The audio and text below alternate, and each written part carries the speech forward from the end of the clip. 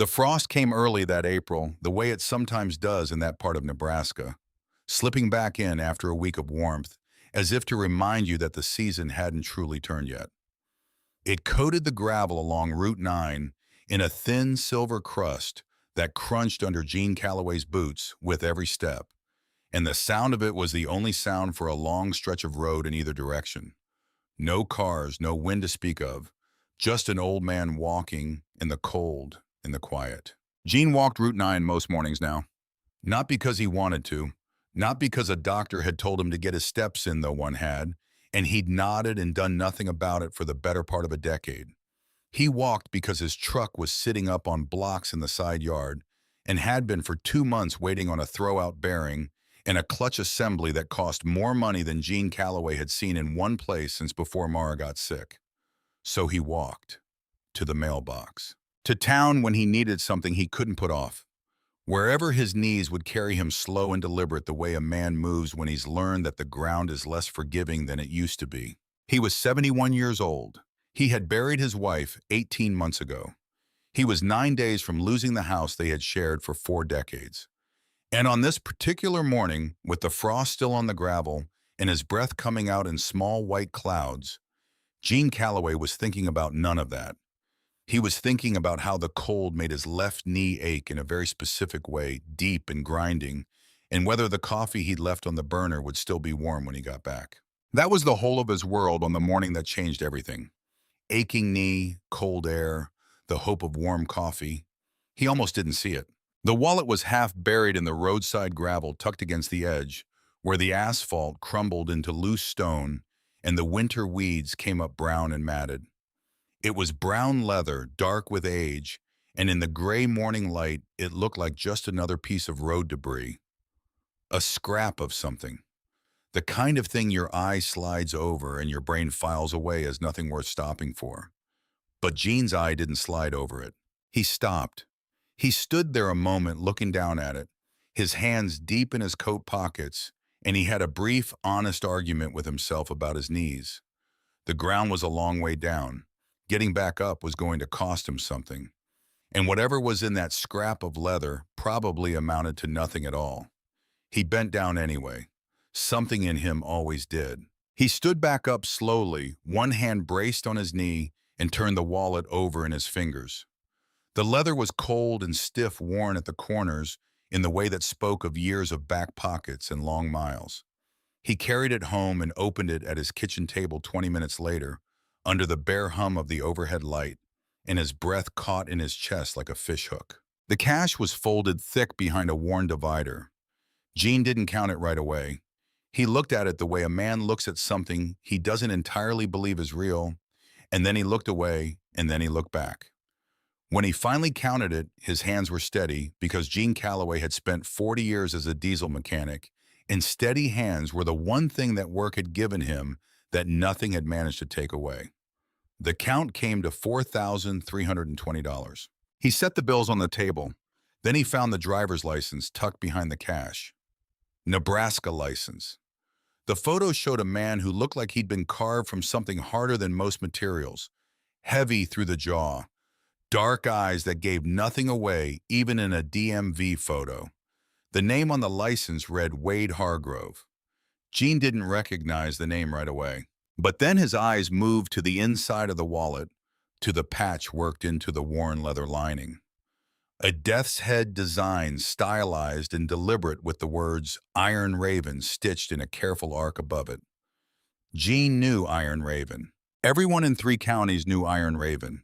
You didn't need to know them personally to know them. You knew them the way you knew a weather system or a stretch of difficult road present permanent not to be interfered with. Reasonable people had understood for years that the old building out past the county line, the one behind the chain-link fence with a row of motorcycles out front, was simply a place you did not go uninvited. Not because anything specific had ever happened to confirm the worst of what people whispered, but because the whispers had been going long enough and loud enough that nobody had ever felt the need to test them. Gene sat at his kitchen table with $4,320 in front of him, and the Iron Raven patch staring up at him from the wallet lining, and he thought about that for a long while. Then he noticed something else. Tucked into a slim slot behind the license, almost invisible unless you knew to look, was the edge of a photograph.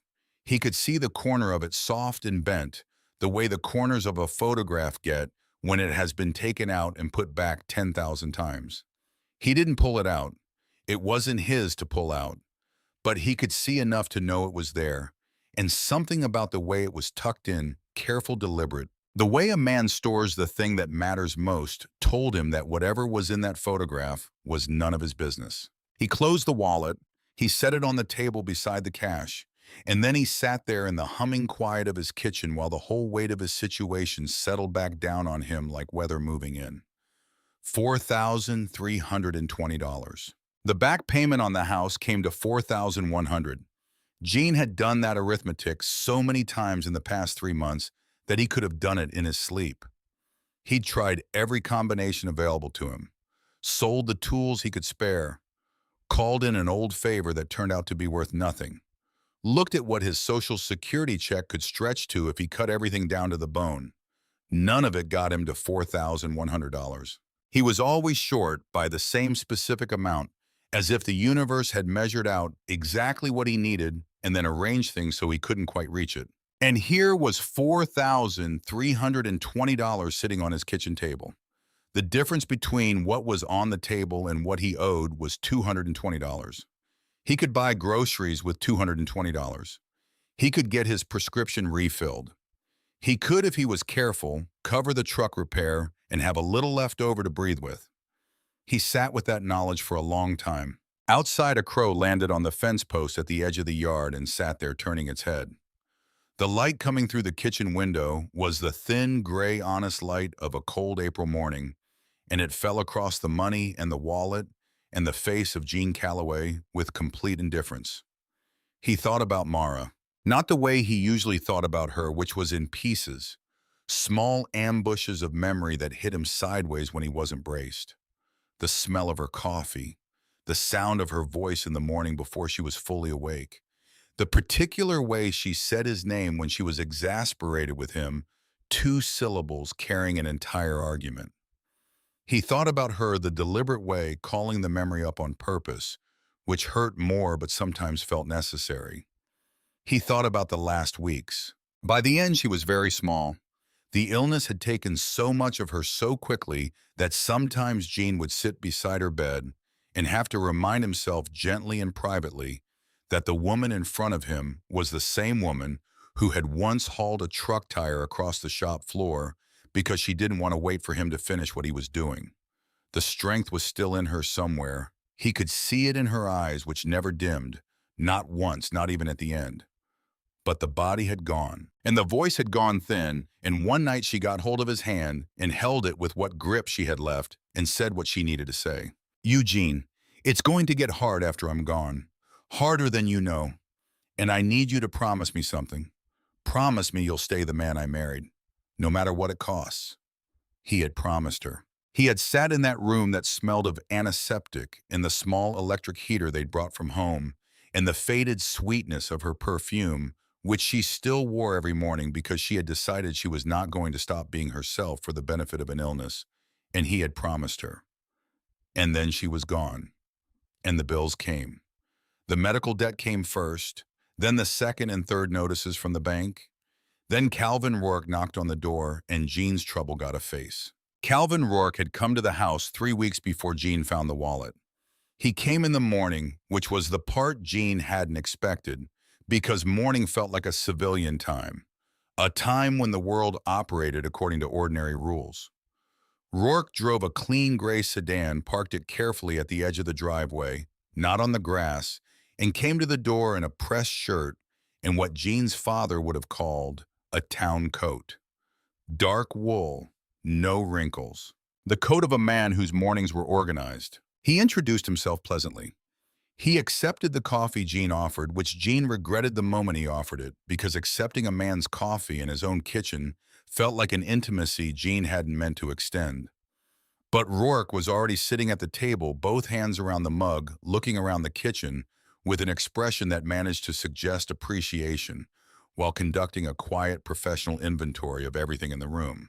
He talked about the neighborhood first, about the county, about growth, about how the region was changing, and what that meant for property values. He discussed it the way a man discusses something that matters greatly to him and only marginally to you, with an enthusiasm that was clearly genuine and therefore somehow more unsettling than if it had been performed. Then he made his offer. He put a number on Jean's house that was 40% below what the house was worth, and he delivered it in the same pleasant conversational tone he'd used to discuss property values, as though the gap between the two figures was a minor administrative detail rather than 40 years of a man's life and everything Jean had left of Mara. Jean said no, quietly once without explanation, the way a man says things after 7 decades of saying yes and no to the world. Rourke nodded. He smiled. He didn't argue. He reached into the inside pocket of the town coat and set a white envelope on the kitchen table. He said gently that Jean might want to look it over at his leisure. He said the number wouldn't last forever, that the market moved in ways that were hard to predict, and that sometimes a decision that seemed difficult became much simpler with a little time and perspective.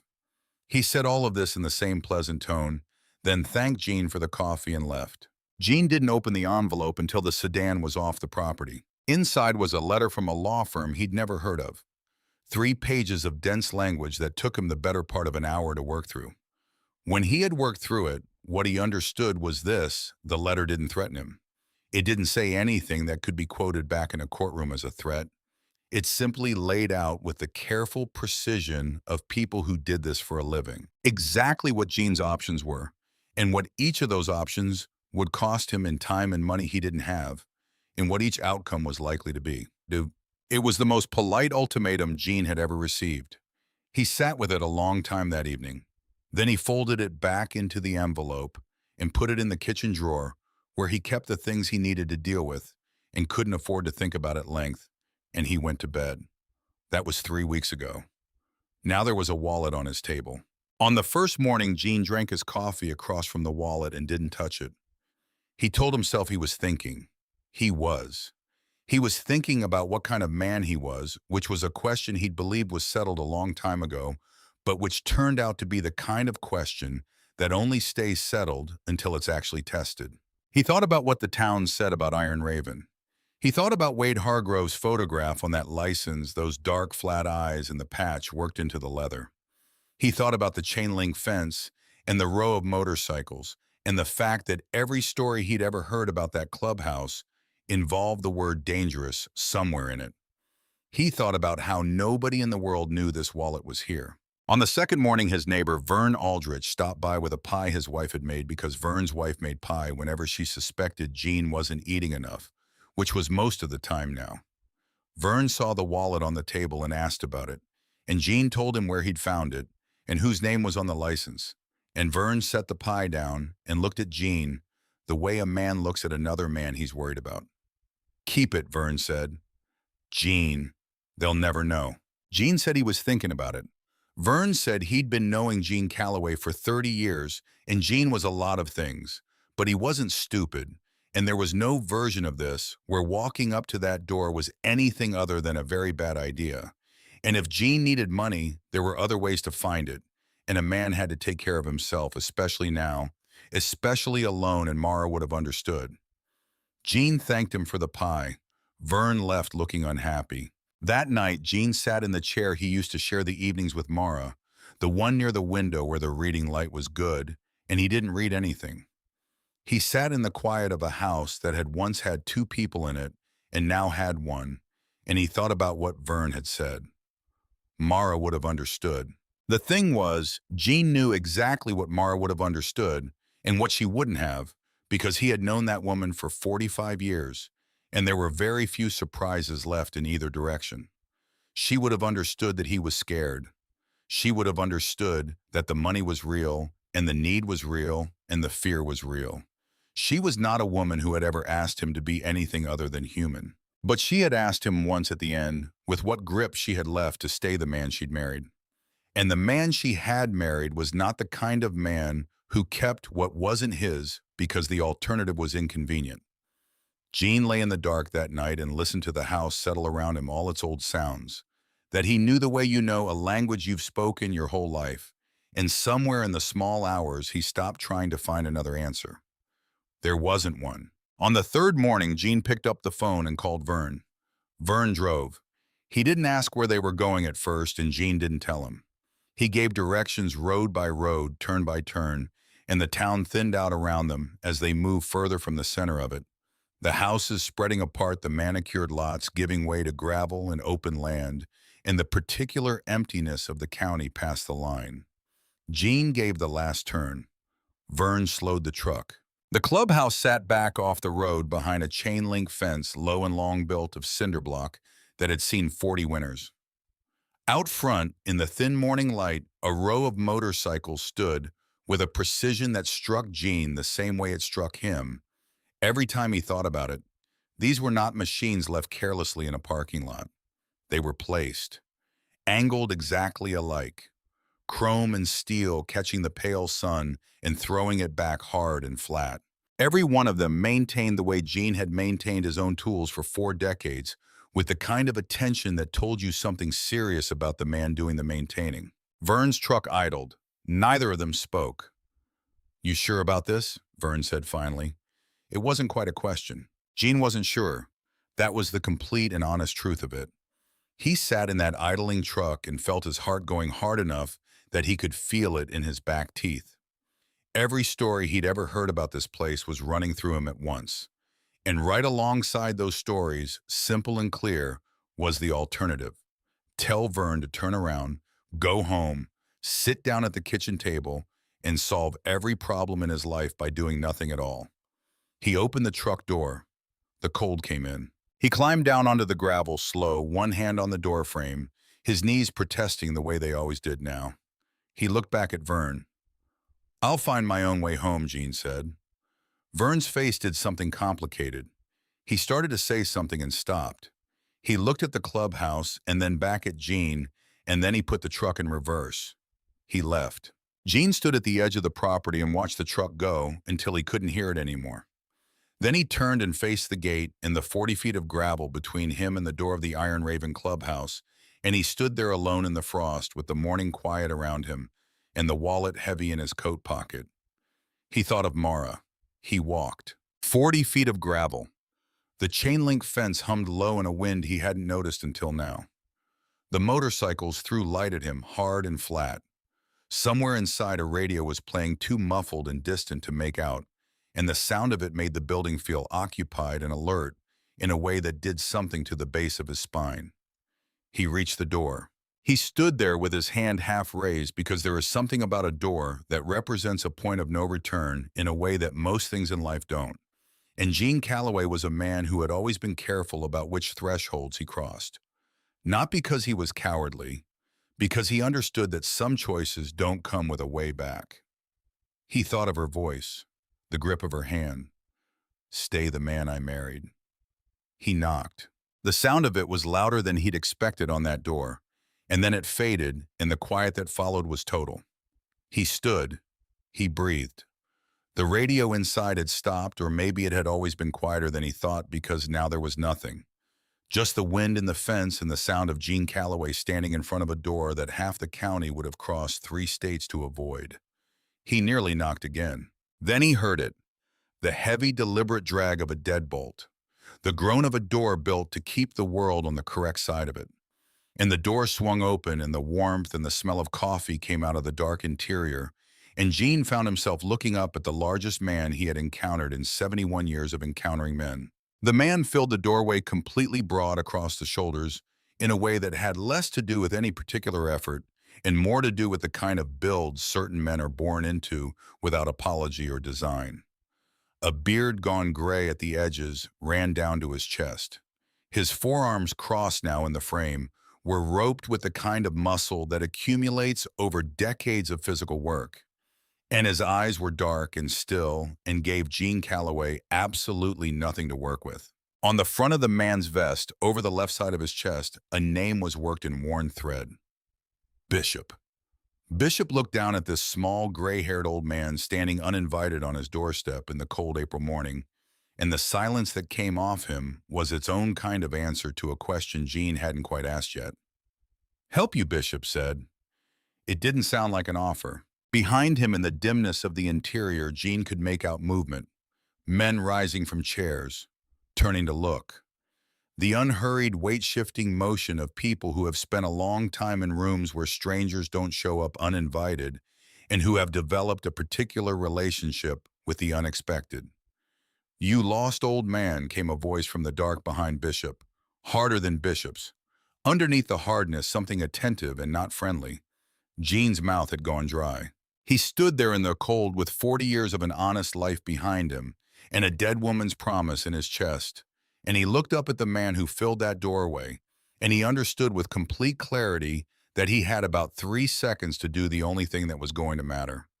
He reached into his coat, slowly, carefully, the way you move your hands when experienced eyes are on them. One hand deliberate into the inside pocket, and out came the wallet, and he held it up in the open air between them, where everyone could see exactly what it was. Everything changed. Bishop's eyes dropped to the wallet. Something moved across that hard face, fast and involuntary, the way recognition moves before the mind has caught up with it. His right hand went to his back pocket, found nothing, and the absence of what should have been there registered in his expression as something Jean couldn't quite name. Part recognition, part stunned arithmetic. A man adding up numbers he hadn't known were missing until just now. Behind him, the room had gone very still. "I found this," Jean said, and his voice came out steadier than he had any right to expect. "On the shoulder of Route 9, 4 days back. Your name's on the license. The money's all there. Every dollar. I didn't take a single one." Bishop did not move. He looked at the wallet in Jean's outstretched hand, and he looked at the old man holding it, and he looked at the wallet again. And in that silence, Jean could feel the men behind Bishop doing the same arithmetic, could feel the room recalibrating around what was standing on the doorstep.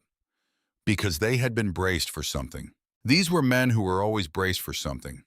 A problem, a message, an angle, someone working for someone they'd crossed, or someone scouting the place, or any of the other things that brought strangers to a door like this one. They had been braced from the moment they heard the knock, and they had stayed braced through the deadbolt in the greeting, and now they were standing there braced for a threat that had not materialized. What was standing on their doorstep instead was a 71-year-old man in a worn coat holding out what was theirs, asking for nothing. Bishop reached out and took the wallet. His fingers were almost careful with it, which was not what Jean had expected from hands that size. He opened it. His eyes moved across the bills, the way a man's eyes move when he's counting, without wanting to look like he's counting, methodical and experienced. And Jean watched him arrive at the number and check it and arrive at it again. It was all there, every dollar. Bishop looked up. The men behind him had gone quiet in a different way than before. Not the alertness of a moment ago. Something else, the particular recalibration of people who expected one thing and received another and don't yet know what to do with the difference. "You walked up to this door," Bishop said slowly, and there was something working behind his voice now that hadn't been there before. "To give me back my own money." "Yes, sir," Jean said. The "you know whose door this is" went unspoken between them. Jean heard it anyway. "I do," Jean said. Bishop held Jean's gaze for another long moment. Then something shifted in his expression. Not warmth exactly, not yet, but the hard edge of it had changed shape. He looked back down at the wallet. His thumb moved across the inside almost without thinking, the habitual motion of a man who has carried the same thing for years and knows its contents by touch. And his thumb found the slot behind the cash. He went still. It was a different kind of still than before. Not threat assessment, not the coiled quiet of a man deciding what he's dealing with.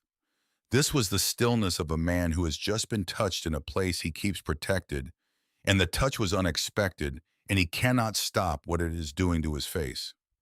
Bishop drew it out with 2 fingers. The photograph was small and old. The colors faded to the soft palette of things that have been looked at too many times. The edges were bent and soft. Jean couldn't see it clearly from where he stood and didn't try to. He kept his eyes on Bishop's face because that was where the truth of the thing was happening. Bishop's face opened. Just for a second. Just a crack in something that had clearly been sealed for a very long time. And in that second, Gene saw something he had not expected to see on the face of the largest man he had ever stood in front of. He saw grief, plain and total and very old. The kind that has been carried so long, it has become part of the structure of a man's face. "You didn't take this out," Bishop said. His voice had dropped. It wasn't quite a question. "It wasn't mine to look at," Gene said. Bishop held the photograph. His thumb moved to the edge of it, hovering just above the surface, without quite making contact the way you hold something you're afraid to wear out by touching it too much. He turned it around. A young man, mid-20s with dark eyes, Gene recognized from the license photo, and the face in the doorway grinning at the camera with the open, uncomplicated grin of someone who hasn't yet learned all the reasons not to. He was caught in a moment of being completely himself, which is the rarest thing a photograph can capture, and the thing that makes certain photographs impossible to replace. "My son," Bishop said. The words came out rough, like they cost him something to say out loud. Every man in the room had gone silent, and the silence they gave it was a particular kind, the kind a group of men gives to a thing they have never talked about directly, but have always known was there. Gene understood before Bishop said another word. He understood it the way you understand certain things when you are 71 years old, and 18 months out from losing the person who was the center of everything, when grief is no longer a concept, but a geography, a specific landscape you've learned to move through. He understood what the photograph was and what it meant that it lived in that wallet and what it would have meant to lose it in the gravel on the shoulder of Route 9. "We lost him 3 years come fall," Bishop said. He stopped. He looked at the cash and at the photograph and then at Gene. "That money."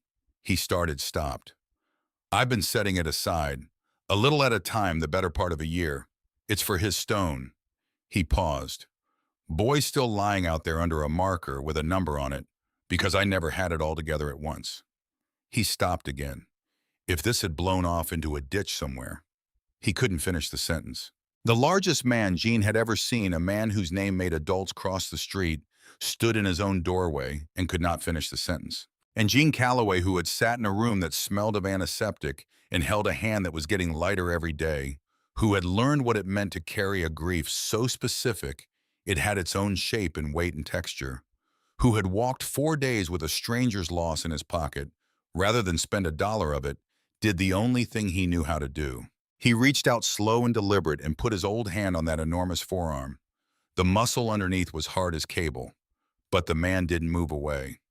"I know, son," Gene said. "I know."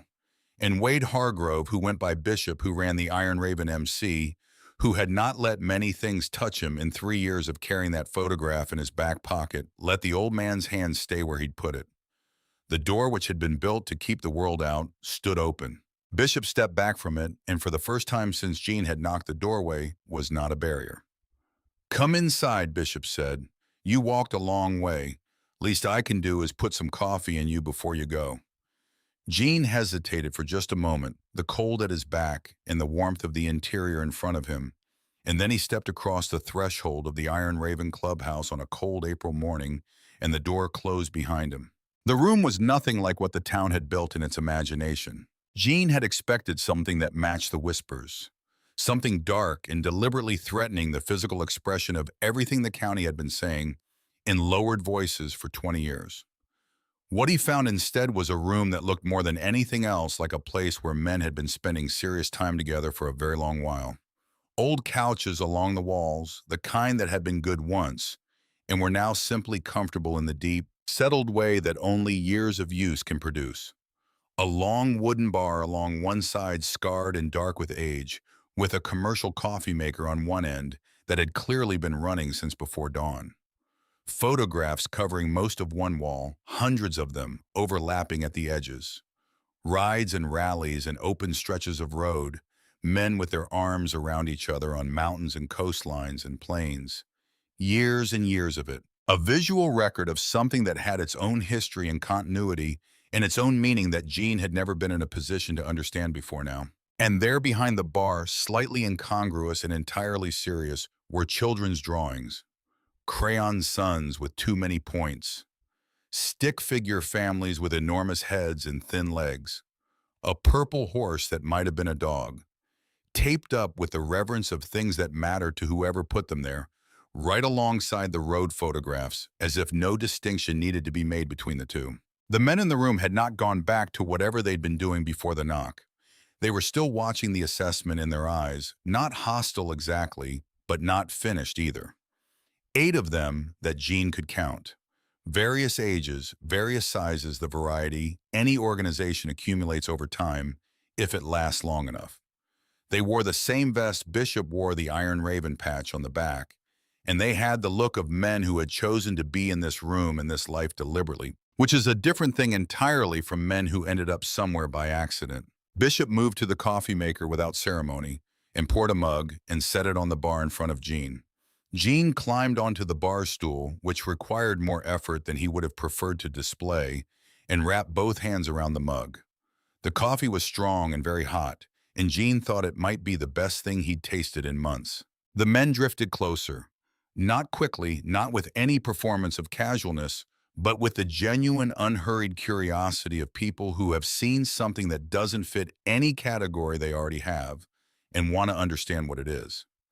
Jean could feel it, the room recalibrating around him in real time, the threat assessment giving way to something more straightforward and more human. One of them lean and weathered with a walk that favored his left side, in the way that spoke of something permanent settled onto the stool, 2 down from Jean. He had light gray eyes, direct and patient, the eyes of someone who had seen enough of the world to be genuinely curious about which part of it Jean represented. "That's a long walk out here," he said. His voice was conversational, not unfriendly. "My truck's been down 2 months," Jean said, "waiting on parts I haven't been able to afford." The man nodded, taking this in the way mechanics absorb mechanical problems with professional sympathy that doesn't require elaboration. "What kind of truck?" "'89 Ford, F250, diesel." Something shifted in the man's expression. Not quite a smile, but the thing that comes before one. "What's wrong with it?" Throw-out bearing went. Took the clutch with it. Jean said it the way he'd said it 100 times over the past 2 months, with the tired familiarity of a man who has repeated a problem so often it has lost the power to surprise him. "The part isn't much. Labor neither if you're the one doing the work. But I haven't been the one able to do the work, and I haven't had the cash to pay someone else." The man studied him. "You know diesels." 40 years, Jean said.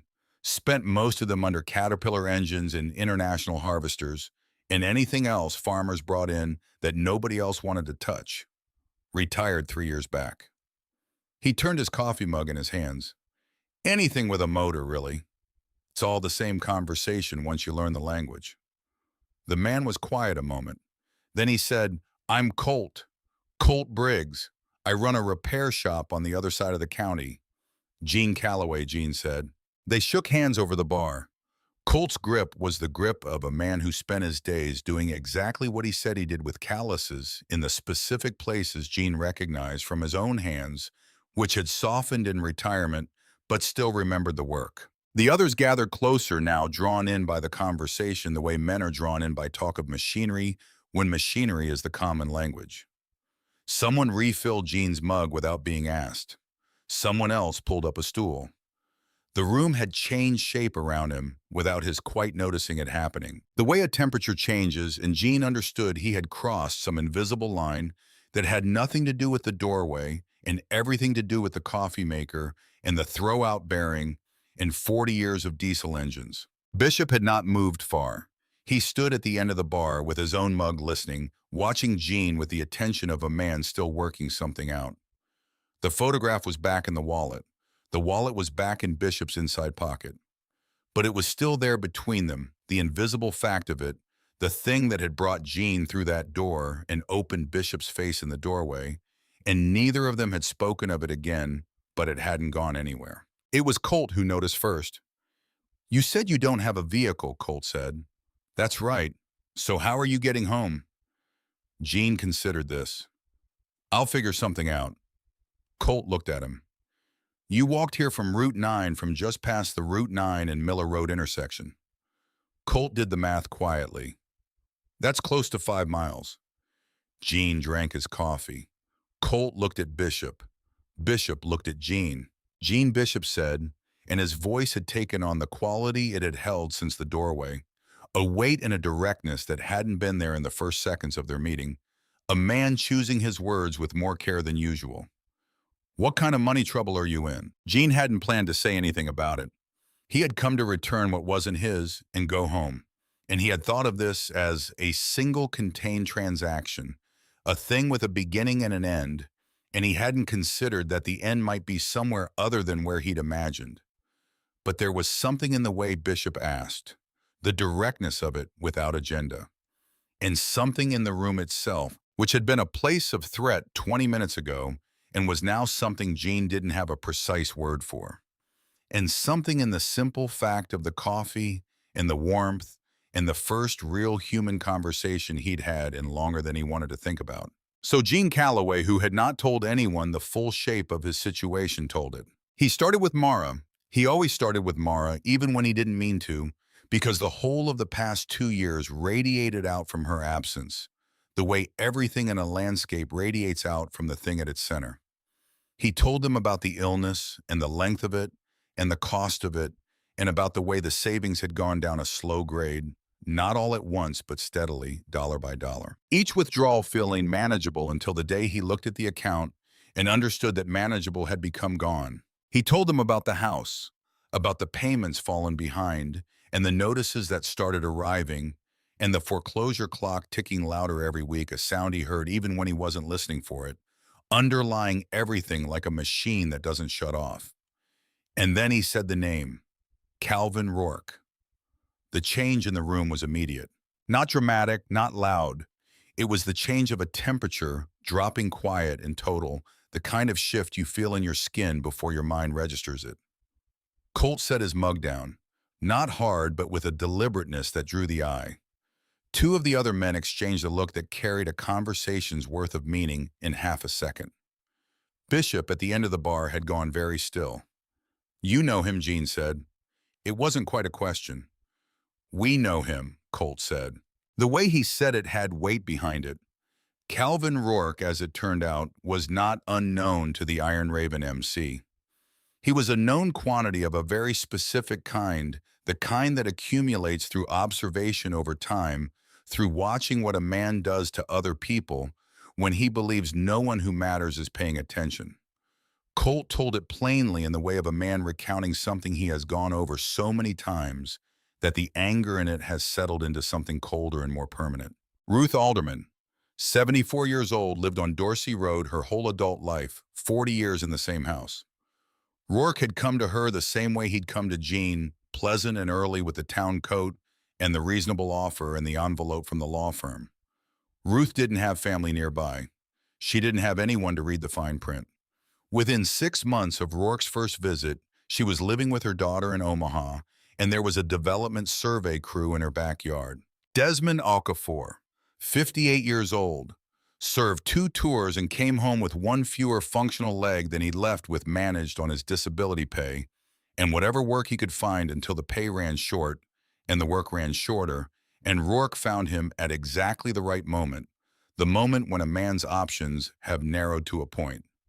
Rourke's people had been helpful with the paperwork. They explained things carefully, and Desmond signed, because when a man has been ground down far enough and someone sits across from him being helpful, sometimes he lets himself not know what he already knows. We watched both of those happen, Colt said. Watched him work Ruth for 4 months before she went. Watched the lawyers wear Desmond down. His jaw was tight. Man never does anything you can point to directly. Always just inside the line. Always has the paperwork to prove it. Gene sat with this. The room was quiet. Then Colt said the part Gene hadn't known. The part that shifted the shape of everything. He came here too, Colt said. 2 years back, maybe 2.5. Had a plan for the land parcel on the county road, the one that runs behind this property. Would have put us in a difficult position. Bishop told him no. He paused. Rourke didn't argue. just smiled and thanked Bishop for his time, the way he always does. Gene looked at Bishop. Bishop was looking at his coffee mug. The expression on his face was the expression of a man who has been sitting with something for a long time and has not finished sitting with it. So he knows this club, Gene said. He knows us, Bishop said. And he knows we've been watching him. And he knows we haven't been able to do a damn thing about it because nobody who went through what Ruth went through or what Desmond went through was willing to stand up in public and say so. Gene thought about the envelope on his kitchen table, the pleasant voice, the town coat, the way Rourke had sat in Gene's kitchen and looked around the room with that expression that managed to be appreciative and evaluative at the same time. He set his mug down. "I want to talk to them," Gene said. Colt looked at him. "Ruth and Desmond, I want to hear what happened to them. Directly." Gene's voice was quiet and even. Not a request exactly. The voice of a man who has made a decision and is informing the room of it. Bishop looked up from his coffee mug. "Why?" he said. "Because if what you're telling me is true," Gene said, "then I'm not the first. And if I'm not the first, then there's a pattern. And if there's a pattern, then there might be something that can be done about it that couldn't be done when it was just one person at a time." The room was quiet. Colt looked at Bishop. Bishop looked at Gene. And what Bishop was doing with his face in that moment was the same thing he'd been doing since the doorway. The same careful reassessment, the same process of updating what he knew against what was actually standing in front of him. An old man with a dead truck and an empty bank account and a dead woman's promise in his chest, who had walked 5 miles through the frost to return what wasn't his, was now sitting at their bar and proposing to do something about Calvin Rourke. Bishop reached into his inside pocket. He took out the wallet and set it on the bar between them and looked at it a moment and then looked at Gene. "I'll take you to Ruth's," he said, "tomorrow morning." Gene nodded. They drank their coffee. Ruth Alderman lived in a small house in her daughter's neighborhood on the east side of Millhaven, a tidy place with a porch that faced west and a garden that Ruth had started in the new yard. Because as she told Gene when they sat down together the following morning, a woman who has gardened her whole life doesn't stop because a man in a town coat took her land. She was 74 and small and held herself with the posture of a woman who had decided a long time ago that the world did not get the benefit of watching her bend. Her hair was white, and her hands were the hands of someone who had worked with them all her life. And when she talked about what Rourke had done, she talked with the measured clarity of someone who has told the story enough times in her own head that the emotion in it has been worn smooth, though Gene could see, underneath the smoothness, the bedrock of something harder. "He came friendly," she said. "They always do, don't they?" First visit was just a conversation. He had coffee. He admired the house. He knew things about it, the age of it, the history of the neighborhood, and I thought at the time that was impressive that he'd done his homework. She paused. Later, I understood that the homework is part of it. He knew what mattered to me before he walked through the door. He knew I'd lived there 40 years and which parts of it would be hardest to let go of. Gene listened. "The offer came on the third visit," Ruth said. "Lower than the house was worth, but not so low it was an obvious insult. And then the letters from the law firm. And then very gently a suggestion from one of Rourke's associates that some of the work done on the house over the years might not have had proper permits, and that an inspection might turn up complications. Complications that would be Rourke's problem to solve if they were involved, and her problem if they weren't." Her voice had not changed. She was presenting facts. "I wasn't a fool," she said. "I knew what was happening. But knowing and being able to stop it are different things. I didn't have money for lawyers. I didn't have anyone to call." She looked at Gene directly. "You're trying to stop him," she said. It wasn't a question. "I'm trying to understand what he does," Gene said, "so I can figure out if there's a way to make it stop working." Ruth was quiet for a moment.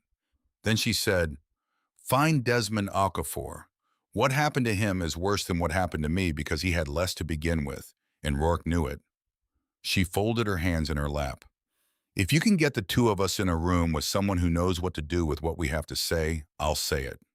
I've been wanting to say it somewhere it would matter for 2 years." Gene rode back to Colt's repair shop, a ride Bishop had arranged without being asked, and sat in the passenger seat, looking out at the flat spring landscape of eastern Nebraska, the fields going from winter brown to the first faint green at their edges, and thought about what Ruth had said.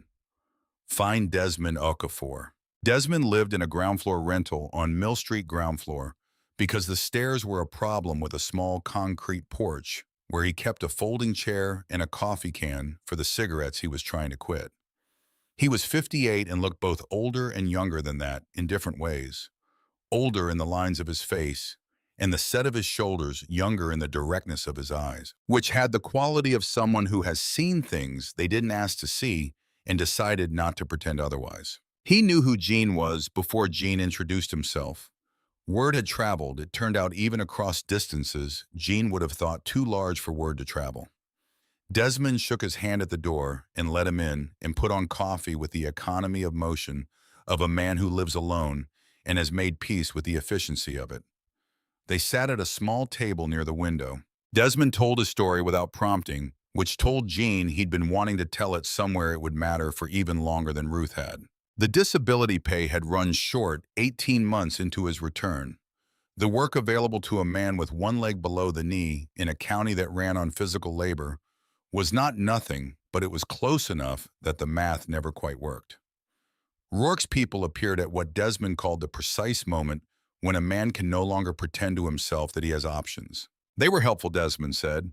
That's the thing I keep coming back to. Genuinely helpful. They explained the paperwork. They walked him through the timeline. They made it feel like something being done for him rather than to him. And by the time Desmond understood the full shape of what was happening, he had already signed 3 of the 4 documents that made the rest unavoidable. He looked at Gene across the table. I knew, he said. I want to be clear about that. Somewhere in me I knew. But when you're tired enough and scared enough, and someone's sitting across from you being helpful, and the alternative is nothing, sometimes you let yourself not know. He paused. That's the part I've had to live with. Gene thought about his kitchen table, the wallet on one side, the foreclosure notice on the other. 3 days of sitting there not touching the money. He understood exactly what Desmond was describing. I'm going to ask you to do something that's going to cost you something, Gene said. I want you to tell this to a lawyer, in writing. Desmond looked at him. And I want Ruth Alderman there, Gene said. Because if it's just you, it's one story. If it's the 2 of you together, it's the beginning of a pattern. And if there are others, which I believe there are, the pattern is evidence. Desmond was quiet for a long time, long enough that Gene wasn't sure which way it would go. Then Desmond said, you found a wallet full of money on the side of the road and walked it back to the Iron Raven MC. Gene said he had. Desmond considered this. A man who does that probably means what he says. Gene said he tried to. Desmond nodded slowly. All right, he said. Get me the lawyer. Colt's sister was named Darcy Shelton. She practiced out of Lincoln and had spent the better part of a decade doing exactly the kind of work that people like Calvin Rourke counted on people like Ruth Alderman and Desmond Okafor never being able to afford. She was sharp in the way of people who have been underestimated consistently enough that they've stopped wasting energy being surprised by it and redirected that energy into being very good at what they do. The club paid the retainer without discussion. Gene found out about this afterward from Colt, who mentioned it the way you mention something that doesn't require commentary. Darcy drove up from Lincoln 2 days later and sat at Gene's kitchen table, which was becoming, Gene thought, a table with more history than most furniture accumulates in a lifetime. She went through every piece of paper Rourke had ever sent Gene, every notice, every letter from the law firm, every document. She read them with the attention of someone who knows exactly what she's looking for and has found it before. She looked up after an hour. He cuts corners, she said, not obvious ones. The language in the 3rd letter is technically within the legal requirement, but barely, and combined with the permit suggestion and the timeline of the offer, there's a pattern of pressure that pushes into territory I can work with. She tapped the stack of papers. But one case isn't enough. One case is a negotiation. 2 other people, Gene said. Ruth Alderman and Desmond Okafor. Darcy wrote the names down. I'm going to need to talk to them. I've already talked to them, Jean said. They'll talk to you. Darcy looked at him with the evaluating quality of someone who forms professional opinions quickly and revises them rarely. She seemed to be revising one now. How did you get them to agree? She asked. Jean thought about Ruth's garden in the new yard. He thought about Desmond at his kitchen table, the directness of his eyes. I asked them the same way I'd want to be asked, Jean said, like they were people who had something to say that was worth hearing. Darcy was quiet a moment. Then she said, I'll drive out to them tomorrow. 11 days after Jean had bent down in the frost on Route 9, he was sitting at Ruth Alderman's daughter's kitchen table with Ruth on one side of him and Desmond Okafor on the other, and Darcy Shelton across from all of them. And what was happening in that room was the careful, deliberate construction of something Calvin Rourke had spent years ensuring could never be built. A record, a pattern with names attached to it. Darcy asked questions and listened and asked more, and Ruth talked about the permits and the letters and the 3 visits before the offer, and Desmond talked about the paperwork and the helpfulness and the moment he understood he'd already signed, and Jean sat and listened and felt something building in the room that he didn't have a word for, but that felt against everything like the opposite of alone. On the 12th day, Jean came home to a letter. He recognized the law firm's letterhead before he was fully inside the door. He sat down at his kitchen table and read it, and when he was done, he sat there with the letter in his hand and the quiet of the house around him. Rourke had moved up the foreclosure deadline, not by a few days, by 2 full weeks. The letter was precise about the new date and about what would follow if the outstanding amount was not received by that date, and it carried the same careful and personal language of all Rourke's communications language that said everything and committed to nothing, that told you exactly what was happening while leaving no fingerprints on the telling. Jean set the letter down. He looked at the place where the wallet had been. The table was just a table now, the same one it had always been, the one where he and Mara had eaten 10,000 meals and argued about money and laughed about things whose specifics he couldn't recover anymore, but whose echo was still somewhere in the grain of the wood. The table where he'd sat with the wallet 3 days running and made the same choice 3 times before finally acting on it. He sat with the letter. He thought about what it meant that Rourke had moved the deadline. He turned it over carefully. Rourke didn't do things without calculation. Every move the man made was a considered move, and this one was saying something specific. It was saying that Rourke knew Jean had a lawyer. It was saying that Rourke knew Jean was talking to Ruth and Desmond. And it was saying with the pleasant precision of a man who has always stayed just inside the line that none of that changed anything. That the clock was still his clock. That the game was still his game. Jean picked up the phone. He dialed the number Bishop had given him. It rang twice. Bishop, Jean said when the line connected. I need to tell you something. He heard Bishop's voice, that particular weight and directness that carried even over a phone line. Go ahead. Rourke moved the deadline, Jean said. He pushed it up 2 weeks. A pause. Jean gave the new date. Another pause shorter. All right, Bishop said. I'm not calling to ask for help, Jean said. I want to be clear about that. I'm calling because you've been part of this and you deserve to know. He paused, and because I needed to say it out loud to someone. I'm listening, Bishop said. Jean looked at the letter on the table. He looked out the window at the yard going gray in the afternoon light, the truck on its blocks, patient as something that has learned to wait without keeping track. I'm not signing, Jean said. Whatever happens with the deadline, whatever comes after, I am not signing that house over to Calvin Rourke. He said it quietly without heat, the way a man states a fact he has examined from every angle and found to be true in all of them. I promised someone I would stay the man she married. And the man she married doesn't hand over 40 years of his life because a predator in a clean coat tells him he has no other choice. The line was quiet. Then Bishop said, I'll be there. Jean started to say that wasn't what he'd called for. I'll be there, Bishop said again. Jean looked at the table. All right, Jean said. He set the phone down. Outside, the light was going. The yard moved into gray and shadow, and the truck sat in it, patient and broken and waiting. and the house stood around Jean the way it had stood for 40 years, all its accumulated quiet and history, and the particular weight of a life lived inside its walls. And Gene Calloway sat in his kitchen with a predator's letter on the table in front of him and felt, for the first time since he'd walked across that gravel lot toward a door that everyone said not to knock on, something that was not quite certainty, but was close enough to certainty, that in the failing light of that April evening, with everything still uncertain and the deadline 2 weeks closer than it had been that morning, it would do. The morning after the letter, Gene Calloway was up at 5:15 the way he had been up at 5:15 for most of his adult life, because 40 years of early shifts leave a mark on a man's body that retirement doesn't fully erase. He made coffee.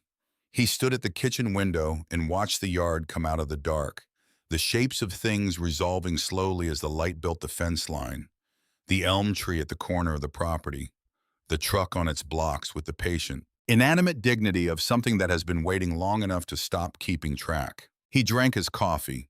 Then he put on his coat and his boots and went out. Not to Route 9, not to the mailbox. He went with Colt, who had been stopping by most mornings since the clubhouse visit, arriving without announcement, leaving the same way in the quiet manner of someone who has decided to be useful and doesn't require conversation about it. On this particular morning, Gene was waiting on the porch when Colt's truck pulled in. He didn't explain where he needed to go. Colt didn't ask. They drove to the diner on the county road where men Gene's age had been eating breakfast and talking about nothing important for as long as Gene could remember. He didn't go to talk about nothing important. He sat at the counter and drank a second cup of coffee, and when Merle Hutchins, who had the farm 2 miles north and had known Gene since before Gene's hair went gray, asked how things were going, Gene told him, not everything. Not the wallet or the clubhouse or Darcy building a case in Lincoln, just the shape of it. The house, the notices. Calvin Rourke sitting at his kitchen table with the town coat and the pleasant voice and the envelope from the law firm. Merle listened the way men listen when they recognize something they've been watching from a distance and never quite understood until someone named it for them. You're not the first, Merle said. Gene said he knew that now. Merle worked through his eggs for a moment. Then he said Dorsey Road woman, Ruth Alderman. Gene nodded. And the fella on Mill Street, Desmond, Gene said. Desmond Okafor. Merle set his fork down. He looked at his plate and then at Gene. How many you think there are? People he's done this to. I don't know yet, Gene said. Darcy's looking. Who's Darcy? The lawyer, Gene said.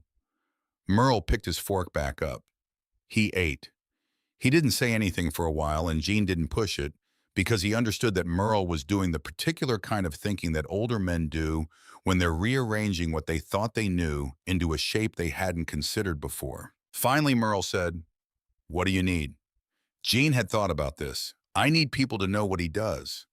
Gene said, not accusations, not arguments, just the truth of it said out loud in places where people can hear it.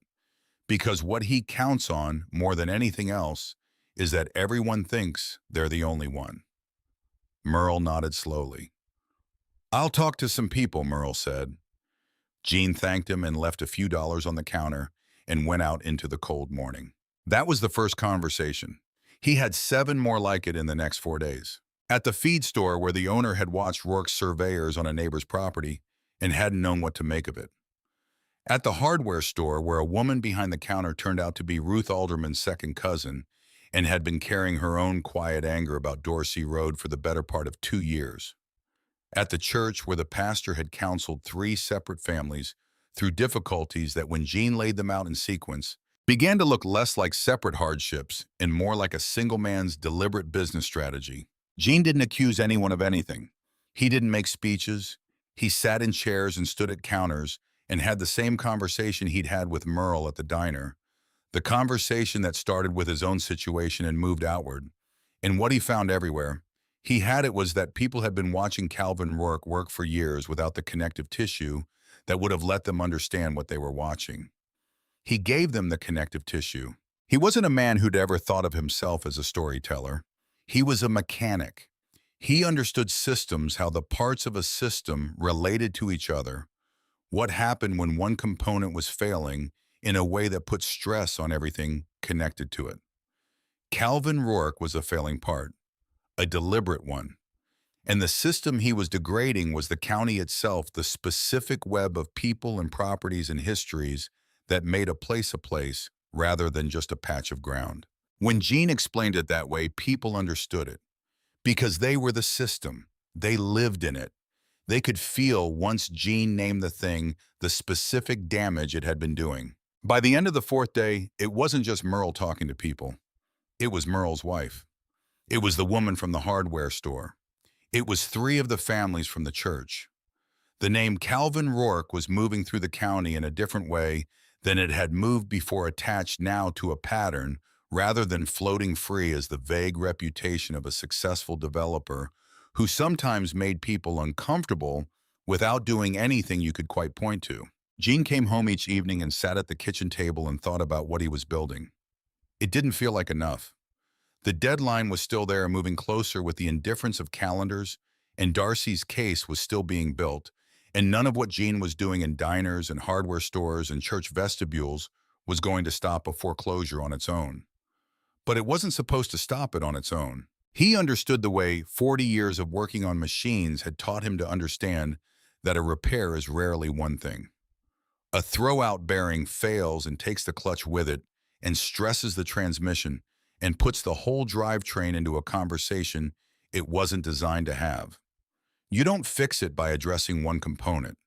You fix it by understanding the system and working through it methodically, each repair enabling the next. He called Darcy on the fifth evening. "How are we doing?" he said. She organized her thoughts before speaking. "I've got Ruth's deposition drafted," she said. "Desmond's will be done tomorrow. I've been looking at the pattern across all cases I can document, and there are 6 of them, Gene. 6 properties in the past 4 years where Rourke used variations of the same approach." She paused. "The permit suggestion alone in Desmond's case crosses a line I can argue to the state attorney's office." "What do you need from me?" Gene said. "Keep doing what you're doing," Darcy said. "The public record matters. If Rourke is known, if the pattern is spoken out loud in enough places, it becomes harder to operate and harder for anyone to claim. Later, this was isolated." She paused again. "And Gene, I need you to hold on until I'm ready to file." "How long?" Gene said. She told him. It was 3 days before the new deadline. Gene did the math. "All right," he said. He hung up and sat in the kitchen and looked at the table. On the 8th day after the letter, Rourke moved again. Gene found out from Ruth, who called in the early afternoon in a voice she was working to keep steady and not entirely managing. He drove to her daughter's house with Colt, who didn't ask questions, one of the things Gene had come to appreciate about Colt Briggs. Ruth was sitting at the kitchen table with a piece of paper in front of her, holding herself very straight, but her hands were not steady and the paper trembled slightly. It was a letter, not from a law firm, from a financial compliance office, a state agency with Rourke's development company named as the reporting party. The letter suggested that a review of certain subsidy payments currently benefiting Ruth's daughter's household might be warranted given recent activity that had come to the office's attention. Careful language, designed to be unactionable. But what it said underneath the careful language was clear enough. "Be quiet, or this becomes your daughter's problem." Gene read the letter twice. He set it on the table. He looked at Ruth. "I'm not going to ask you to do anything that puts your daughter at risk," he said. Ruth looked at him. Her hands had stopped trembling. "I've been sitting here since this came thinking about whether a woman who spent 40 years building something should let a man like Calvin Rourke decide what she does and doesn't say for the rest of her life." She folded her hands on the table. "I'm going to say what I have to say," Ruth said. "And I'm going to trust that Darcy Shelton knows how to handle this letter because that's what lawyers are for." She looked at Gene directly. "But I want you to take it to her today." Gene took it to her today. Darcy listened on the phone, Gene reading it aloud. When he finished, she was quiet for a moment. Then she said, "He just handed me something." Gene asked what she meant. "Witness intimidation," Darcy said. "That's what this is. It doesn't use those words, but it doesn't need to. The timing, the content, the fact that it names Ruth as a person whose testimony he would have known about. She was writing as she spoke. Jean could hear the pen moving. This goes in the filing along with everything else, and it stops being a pattern of predatory real estate practice and starts being something a state attorney's office takes seriously on a different level entirely. She told him she was moving up the filing date. 2 days. But 2 days, given where the deadline sat, was the difference between filing before Rourke's date and filing the morning of it. File before, Jean said. That's the plan, Darcy said. The day before Darcy filed, Jean drove out to Desmond's apartment on Mill Street. He didn't have a specific reason, or rather his reason was the kind that doesn't translate well into words, the kind that comes from understanding that some things need to be checked on, not because there's a problem, but because a person deserves to know they haven't been forgotten in the middle of a process that has grown larger than any one of them. Desmond was on his porch in the folding chair, a cup of something steaming balanced on the armrest. He looked up when Jean came up the walk and moved the coffee can to make room on the step, which was its own kind of welcome. Jean sat on the porch step. They talked for a while about things that had nothing to do with Rourke or Darcy or the filing date. Desmond asked about Jean's truck, and Jean told him about the throwout bearing in the clutch. And Desmond, who had apparently spent time around engines in circumstances Jean didn't ask about, had opinions about Ford diesels that Jean found both informed and somewhat harsh, and they disagreed productively about the relative merits of the F250 platform for the better part of 20 minutes. Then Desmond said, "You nervous about tomorrow?" "Some." "Yes." Desmond nodded. He looked at the street. "I've been thinking about something," he said, "about why Rourke works the way he does. The helpfulness, the friendly visits, the way he makes it feel like he's doing you a favor." Jean waited. "He picks people who are alone," Desmond said. "Not just people who are struggling. There are plenty of people struggling that he doesn't go near. He picks the ones who are struggling and alone. Because alone means no one's reading the fine print. Alone means when he sits across from you being helpful, there's no one else in the room to tell you what they're seeing from the outside." He looked at Jean. "You stop being alone," Desmond said, "the day you walked into that clubhouse. Whatever happens tomorrow, that part's already done." Jean sat with that on the porch step. He thought about the kitchen table with the wallet on it. 3 days sitting across from it with no one but his own conscience. The fourth morning when he'd picked up the phone. "You're right," Jean said. Desmond picked up his cup. "You think it'll hold tomorrow?" Jean thought about Darcy with her files and her pen. He thought about Ruth with her hands folded and her voice steady. He thought about Merle at the diner and the woman at the hardware store and the families from the church.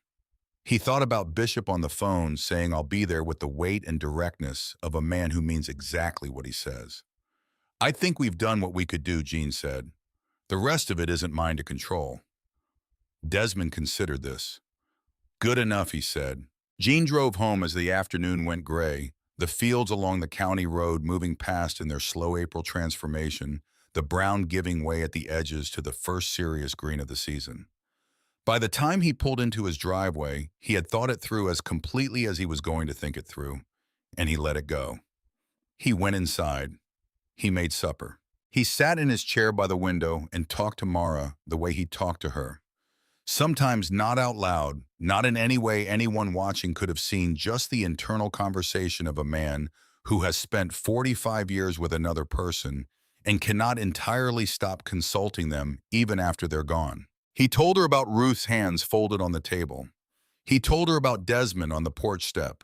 He told her about Darcy's voice on the phone saying, "He just handed me something." He told her about the diner and the hardware store and the church. He told her he'd tried to stay the man she'd married. The house was quiet around him. All its old sounds. The creak of the hallway floor. The wind in the gap of the west window he'd been meaning to reseal for 3 years. The hum of the refrigerator in the kitchen. He went to bed.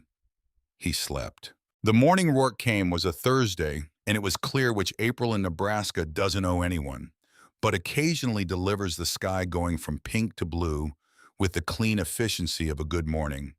The air cold, but not hostile. The kind of cold that sharpens rather than discourages. Gene was up at 5:15. He made coffee. He stood at the kitchen window and watched the yard. At 6:40, he heard the first engine. Low and deliberate, the specific register of a motorcycle on an open road, and then another, and then more.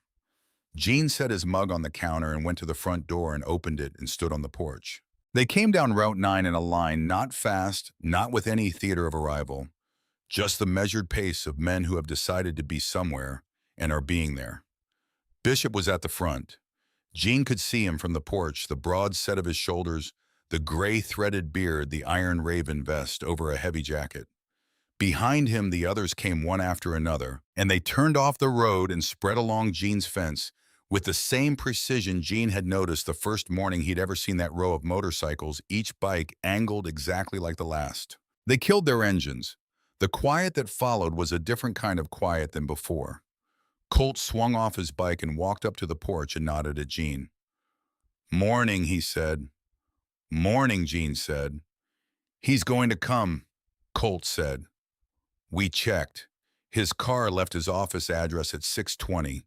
He's on his way." Gene nodded.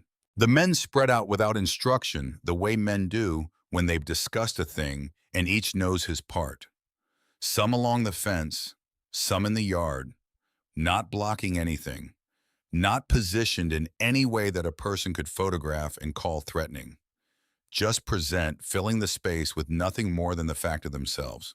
Ruth arrived at 7, her daughter driving. Ruth got out with the careful dignity of a woman who has made a decision and is standing in it. She came up to the porch and stood beside Gene.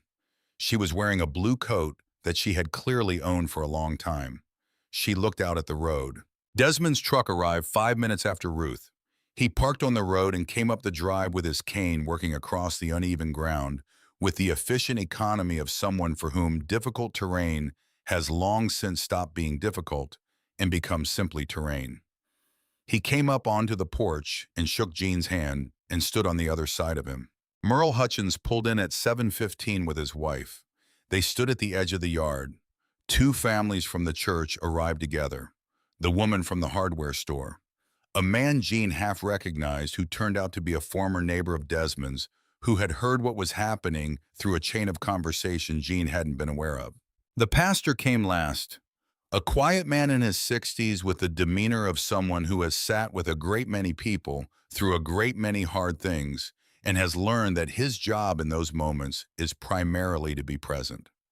He stood at the yard's edge in his dark coat and didn't say anything and didn't need to. The neighbors across the road had come out onto their porches too, because word had moved the way word moves in places where people have known each other a long time, and they stood with their arms folded watching. Darcy arrived at 7:20 in a gray suit with a leather folder under her arm. She walked up the porch steps and stood next to Gene and looked out at all of it. The bikes along the fence, the people in the yard, the neighbors on their porches. Then she looked at Gene. "The filing went in this morning," she said. 6:15. State Attorney's office opens at 6. She paused. "He doesn't know yet." Gene nodded. They waited. At 7:43, a clean gray sedan turned off the county road onto Route 9. Gene recognized it from the driveway 3 weeks ago. The careful parking, the no-wrinkles town coat. He watched it come down the road at a measured pace, and then slow further as the driver registered what was lining Gene's fence and filling Gene's yard. The sedan came to a stop on the road. It sat there. Gene couldn't see Rourke's face from the porch. He could see the shape of him in the driver's seat, the stillness of a man whose calculations have just encountered something they didn't account for, doing the rapid arithmetic of someone who has spent years orchestrating situations and is now looking at a situation he did not orchestrate.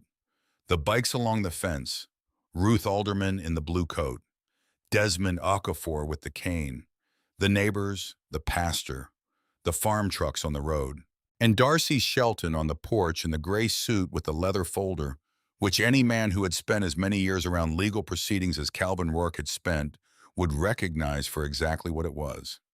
The sedan idled. Darcy walked down the porch steps and across the yard and through the gate and out to the road. She walked in the unhurried way of someone who has all the time there is and knows it. She went to the driver's side window, bent slightly, and said something just loud enough for Rourke and no one else. Gene watched from the porch. He couldn't hear the words. He didn't need to. He could read the shape of what was happening in Rourke's silhouette in the particular quality of stillness that comes over a person when they understand that the ground they believed was solid has shifted underneath them in a way that is not temporary and cannot be managed. What Darcy said Jean learned later was this. The filing went in this morning. State Attorney's Office. It includes Ruth Alderman's deposition, Desmond Okafor's deposition, and documentation of the letter your office sent to Ruth Alderman's daughter, which our filing characterizes as witness intimidation. It also includes records of 6 additional properties over the past 4 years that follow the same pattern. She paused. I'd suggest you speak with your own attorney before taking any further action regarding Mr. Calloway's property, because the action we've filed makes any further pressure on his foreclosure extremely difficult to pursue without significantly compounding your existing exposure. She straightened up. She walked back through the gate and across the yard and up the porch steps. The gray sedan sat on the road for 30 more seconds, long enough for Jean to understand that Rourke was a man who had always been the one with the clock and was not accustomed to finding out that someone else had reset it without his knowledge. Then the sedan put itself in reverse. It backed slowly down Route 9. It reached the county road and turned and was gone. The yard went very quiet. And then Ruth Alderman made a sound that Jean would carry with him for the rest of his life. Not quite a cry and not quite a laugh, but something that partook of both a sound that came from somewhere deep and had clearly been waiting a long time to come out. Desmond put his hand over his face briefly, then took it away and looked at the empty road where the sedan had been. Merle's wife was crying a little, and Merle had his arm around her, looking at the road with the expression of a man settling a long-carried debt. Jean looked across the yard at Bishop. Bishop met his eyes and held them and gave one slow nod, the nod of a man who means something specific by it. Jean understood what it meant and nodded back. The pastor said something quiet to the people near him, too low for Jean to hear. Colt came up to the porch. "That's done," Colt said.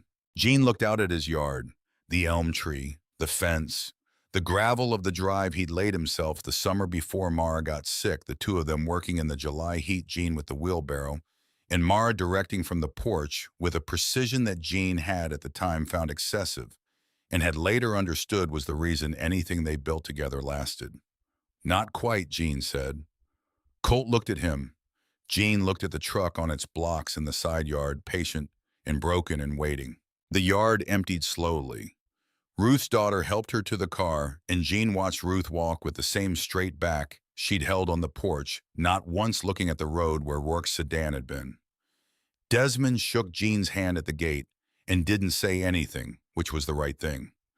The bikes left one at a time, the sound of them fading down Route 9 until there was nothing but the ordinary sounds of a Thursday morning in April.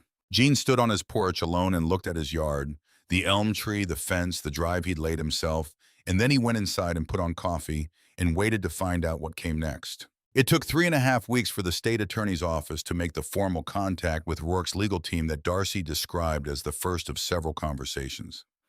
It took 6 weeks for the foreclosure action to be formally withdrawn, the paperwork arriving on a Tuesday morning in an envelope that Jean opened at the kitchen table and read twice because he wanted to be certain he was reading what he thought he was reading. He was. The house was his. He sat at the table for a while after that. The kitchen was quiet and the morning light came through the window at the angle it came through in May, lower and warmer than April, the kind of light that has made a decision about the season and is done negotiating. Jean sat in it and looked at the envelope and thought about Mara and about this table and about 40 years of a life that was still here in these walls, in the way the floor felt underfoot in the hallway, and the way the refrigerator hummed and the view from the porch at evening when the light went golden on the elm tree. He stayed the man she married. He thought she would have had something specific to say about that. Something that managed in the way she always managed to be both acknowledging and unsentimental, to give him what was due without letting him make more of it than was warranted. He thought she would have said, "I told you so." He almost laughed. On a Saturday morning, 3 days after the foreclosure withdrawal arrived, Gene was sitting on the porch with his coffee when he heard engines on Route 9. He knew the sound by now. He stayed in his chair and watched them come the same measured pace as before, turning off the road and along the fence. But this time they didn't park in a line of vigilance. They parked the way people park when they're coming to do a job, spread out in the drive, and along the road with the easy familiarity of people who are comfortable in a place. Colt swung off his bike and walked up to the porch. In the bed of the truck that had come with them, Gene could see a cardboard box, the throwout bearing, the clutch assembly. Colt had sourced them from somewhere, and Gene didn't ask where because he knew Colt well enough now to know that asking would produce an answer designed to make Gene feel indebted in a way Colt was specifically trying to prevent. "We figured we'd get that truck running," Colt said. Gene looked at him. "I had something I wanted to say about that," Gene said. Colt waited. "I'm not going to let you do this for free," Gene said. Colt started to speak. Gene held up one hand. "I know what you're going to say, and I'm asking you to hear me out first." He paused. "There's a problem with one of the Harleys, the one Bishop rides. I've been watching it every time you all pull in, and I know what that sound is, that catch in the idle at low RPM. I know how to fix it, and I know it hasn't been fixed because the fix is counterintuitive. And if you do it the obvious way, it comes back inside of a season." He held Colt's gaze. "Let me fix the Harley. You fix the truck. We come out even." Colt studied him for a moment. Then he walked to Bishop's bike, crouched down, and listened to the idle. He straightened up and came back. "All right," he said. They worked all morning. Gene on the Harley, his hands finding the specific misbehavior in the idle and tracing it back to its source, with the patience of a man who has learned that a problem properly understood contains its own solution. Colt and two others on the Ford in the side yard, the familiar sounds of a repair-in-progress wrenches and the quiet conference of men who know what they're doing. Bishop sat on the porch steps at one point and watched Gene work. "You know what you're doing," Bishop said. "40 years," Gene said, not looking up from the engine. "40 years of what of this?" Gene's hands moved in the particular way of someone for whom the doing of a thing is partly in the hands themselves and only partly in the mind. "You learn to hear a machine," he said. "After long enough.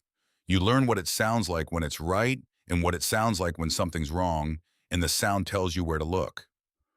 Bishop was quiet for a while. Then he said, "That photograph, you never looked at it." "No," Gene said. Bishop didn't speak for a moment. "The photograph is the only one I have of him where he looks like himself," Bishop said. "After a certain point when things go wrong for someone, the pictures change. The eyes change. That one was taken the summer before everything went sideways." He paused. "He's just himself in it. Just Danny." Gene's hands went still on the engine. "How old was he?" Gene said. 26, Bishop said. 26 and some months. Gene thought about 26. He thought about who he'd been at 26.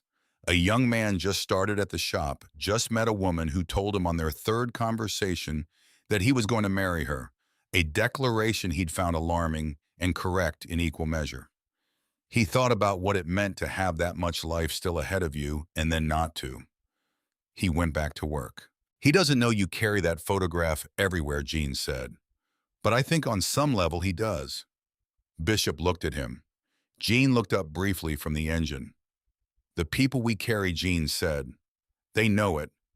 I can't explain why I believe that, but I believe it the way I know when an engine's right. Something in me just knows." Bishop looked away. He looked out at the yard and the fence and the road beyond it.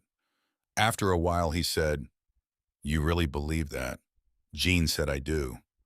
Bishop was quiet. The morning moved around them. Colt called from the side yard at 11:30. "Come try her," he said. Gene wiped his hands on the rag he'd been using and came around the side of the house. The Ford sat in the yard with its hood down, looking the way it had always looked. Just a truck, nothing remarkable on the outside. The dents in the sun-faded paint and the cracked running board on the passenger side Gene had been saying he'd replace for years. He looked at it. He climbed up into the cab. His hands found the steering wheel the way hands find something they've held thousands of times. The same slight pull to the left where the alignment had been off for years. The smell of the interior oil and dust, and the faint ghost of something that might have been Mara's gardening gloves, which had lived in the glove compartment since the last time she'd been in this truck, and which Jean had never moved and was not going to move. He looked out through the windshield at the yard. He put the key in. He looked at his hands on the wheel. He turned the key. The engine turned over once caught, turned again, and then it found itself. The diesel came up the way a diesel comes up when it's right, not explosively, but steadily finding its rhythm with the unhurried confidence of a large engine that knows exactly what it's doing. Then it was running. Smooth and even and strong, stronger than it had run in years because Colt had found other things while he was in there and addressed them without mentioning it. Gene sat behind the wheel of his truck with the engine running for the first time in 2 months and felt the vibration of it through the seat and the floor and the steering wheel under his hands, and something happened in his chest that he had not expected and was not prepared for. It wasn't the truck. He understood that even as it happened. It wasn't the bearing or the clutch or the part that had kept him walking Route 9 every morning on knees that didn't want to carry him. It was everything the truck represented, the simple, ordinary mobility of a man's life, the ability to go where he needed to go without asking anyone, the self-sufficiency he had taken for granted for 5 decades and lost for 2 months and was now sitting in the middle of again. And underneath that, deeper, the fact that it was still here. All of it. The truck and the yard and the house behind him and the elm tree at the corner of the property and 40 years of a life that a man in a town coat had tried to subtract from the world and hadn't managed. Gene put his head down on the steering wheel. He wept. Not quietly, not with any dignity the way he might have wept if he'd thought about it beforehand. He wept the way a man weeps when he has been holding something back for a very long time, and the holding has finally cost more than he can pay fully, without reservation, his shoulders moving with it, his hands still on the wheel. The engine ran under him, steady and even. Outside, no one spoke. He was aware of them, the men in the yard and at the fence, Colt near the hood, and Bishop on the porch steps, and the others at whatever distance they'd given him, and not one of them said a word or moved to interrupt what was happening in the cab of that truck. They stood in the May morning and let him feel it all the way through. The way you let a friend feel a thing that has been a long time coming, because that is what you do when you are that kind of man. And these Gene understood now, were that kind of man. He lifted his head from the wheel after a while. He wiped his face with the back of his hand. He looked out through the windshield at his yard. Colt was looking at the fence. 2 of the others had found things to look at in the middle distance. Bishop was looking at Gene directly without apology, in the way of someone who has sat with a great deal of grief and is not made uncomfortable by the sight of it. Gene turned the engine off. He climbed down from the cab. He went to Colt and put out his hand, and Colt shook it without ceremony. The handshake of 2 men who understand each other's work and have reached an honest agreement about it. Then he went to Bishop. Bishop stood up from the porch steps. Gene said, "I have a favor to ask." Bishop waited. When the stone is ready, Gene said, "Whenever that is. I'd like to be there if you'll have me." Bishop looked at him for a long time. Then he said, "I'll let you know when." The stone was set on a Saturday in early June in a cemetery outside of town that Gene had driven past 100 times without ever turning in. The morning was clear, which June owed you more reliably than April, but still felt like a gift when it came. The grass was green and the trees were full, and the light had the quality of early summer light, generous and warm and in no hurry. Bishop stood at the grave with the photograph in his hand. He wasn't holding it the way he held it in doorways and bar rooms, guarded tucked close to himself. Out here in the morning light, he held it openly, as if Danny could see where he was. Several of the clubs stood at a respectful distance in the way of men who know when to be present and when to give someone room. Gene stood to Bishop's left. The stone was simple, granite. Danny Hargrove's name and the years and underneath in plain letters a line Bishop had chosen. He was here. He was real. He was loved. Bishop stood there a long time. He didn't speak. He didn't need to. He had a language for what he was doing that didn't require words, the language of a man standing in front of the fact of a loss and letting it be exactly what it is without looking away, without managing it into something smaller or more bearable than it actually is. Jean stood beside him. The morning moved around them. A bird somewhere in the trees. A car on the road outside the cemetery slowing for the gate, then continuing on. The grass moving in a light wind that came and went.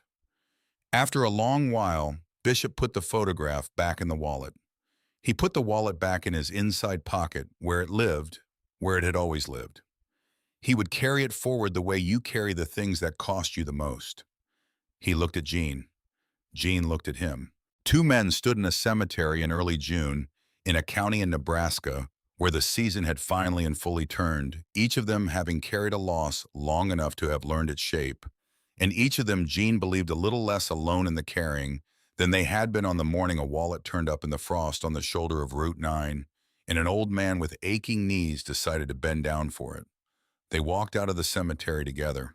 The truck was in the lot running smooth, and even the diesel quiet and steady the way it ran now, the way it had run before it broke, and better. Jean drove home on Route 9 the way he always did, past the place where the wallet had been. Though there was nothing to mark it now, just gravel and road edge, and the ordinary, unremarkable geography of a spot where something had happened that the landscape had no way of recording. But Jean knew the spot. He always would. He drove home to his house, which was still his, and parked the truck in the driveway and went inside and put on coffee and stood at the kitchen window and looked out at the yard in the June morning light. He thought about Ruth Alderman, who had started a garden in a new yard because a woman who has gardened her whole life doesn't stop. He thought about Desmond Okafor on his porch step, looking at him and saying, "You stop being alone." And he thought about a man with a gray-threaded beard who had stood in a doorway expecting one thing and received another and let an old man's hand stay where he'd put it. He thought about Mara. He thought about the promise. The coffee finished, and he poured a cup and sat down at the kitchen table, the same table where the wallet had been, and the foreclosure notice, and the envelope from Rourke's law firm, and now nothing. Just the table solid and worn smooth by 40 years of mornings, the grain of the wood holding the echo of every meal and argument, in quiet evening that had ever happened at it. The man she married was still here.